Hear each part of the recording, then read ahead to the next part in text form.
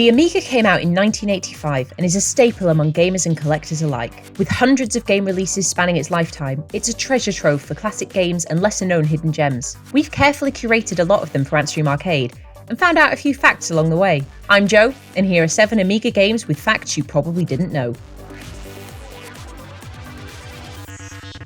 Number 7, Winter Games. Another entry in the series of Epic's Olympic sports games, Winter Games allowed you to compete in various winter sports, including ski jump, figure skating, and bobsled.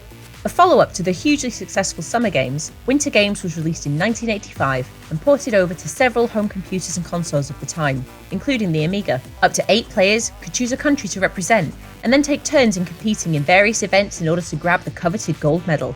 And fact, as of 2000, the game, as with all of Epic's Olympic game series, is completely speed throttled even for the fastest computers. Number 6, Supercars 2. A sequel to 1990's Supercars, Supercars 2 was a great top-down racing game published by Gremlin Graphics. Against 9 computer cars, players must take on the likes of T. Harry Bootson and earn championship points for their finishing positions.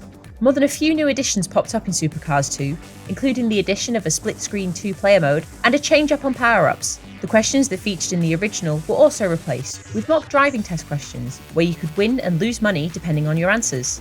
And fact, on one of the later levels, the computer cars cheat and take a massive shortcut. The easiest way to win is to completely destroy all the AI cars with your weaponry. Number 5, Gods. A constant favourite amongst our player base, Gods is a great release from the Bitmap brothers in 1991.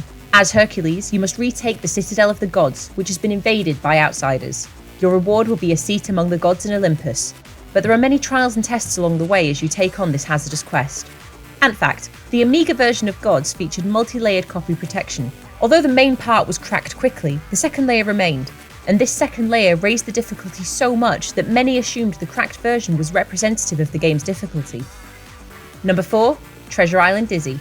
In Dizzy's second adventure, the eponymous egg must explore the strange magic kingdom that is Treasure Island, solving puzzles and problems to escape. His journey will take him through haunted mines, tree villages, and underwater caverns as he searches for treasure and coins that he can use to bargain for boat parts and buy his way to freedom.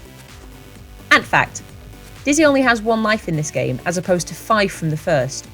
The reason for this is a logic bug. According to Philip Oliver, they found that if a player put down an object underwater or on the far beach, it was extremely easy to drown poor Dizzy. He'd be reset to the beach and unable to get the items left on the far beach, making the game impossible to complete. The team were under a huge amount of pressure to deliver the game and ran out of time, leaving them with only one option: removing the other lives. Number 3, Pinball Dreams.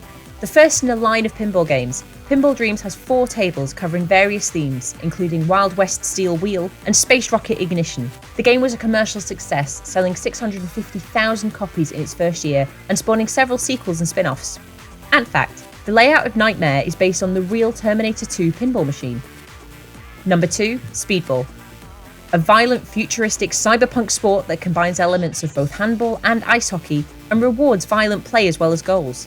On a small court with just 5 players per team, the ball must be thrown into the goal on your opponent's end. Any amount of physical contact can be made, there are no illegal ways to get the ball or to score a goal, and you can also bribe the referee, which is pretty handy. And fact, plain programming for Speedball only took 1.5 months, but playtesting and fine-tuning took another 4. Spending this amount of time on the gameplay was very unusual at the time. Number 1, Magicland Dizzy. Dizzy is back again in our final Amiga game. In his 4th installment, Dizzy enters Magicland, but the land has been corrupted by an evil wizard. Dizzy must set everything right, walking, jumping and flipping his way through multiple screens and picking up items on the way. And fact, Magicland Dizzy used a very unique promotion system. A mini-game was created called Dizzy 3.5 Into the Magicland and was given away for free with a magazine. In the game, a player could see how Dizzy ended up in Magicland. There was also a new character, Dizzy's cousin Danny, who never appeared in any other game in the series. Well, that's it for our 7 Amiga games with facts you probably didn't know. Do you have any Amiga facts to share with us? Let us know down in the comments. Make sure you subscribe, and for more information on all these games and more, head over to antstream.com. See you next time!